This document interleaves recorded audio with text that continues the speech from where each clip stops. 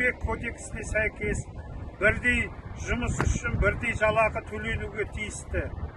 Каспиан Фуд мекемесі еңбек кодексін бұза отырып, жұмысшылардың құқықтарын таптап, дискриминация жасап отыр. Жұмысшылар болып барлығын заң шеңберінде шешу үшін заңгерге жүгініп, сотқа, облыс әкіміне, президент әкімшілігіне, бас прокуратураға бірнеше рет арыздар жолдады.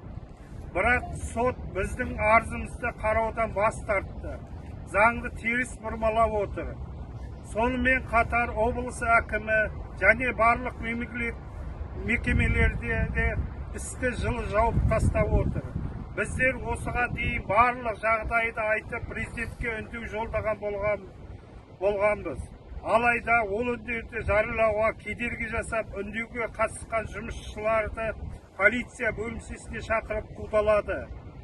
Біздер өзіміздің жылдар бойы жасаған адал еңбегіміздің ақысын талап етіп отырмыз. Заңмен көзделген, сотпен анықталған істі 2020 жылы сәттен жойып, шешімді өздерінің пайдасына шығарып отырған. Каспиан Фуд мекемесі басшылары бізге ештеңе істей алмайсыңдар деп тікелей айтып отыр. Осы үндеуді жолдай отырып, біздің арызымызды тиісті түрде қарап, дискриминацияға басталған 2020 жылдан бері жалақымызды кем алып отырған айырмасын төлеп беруді талап етеміз.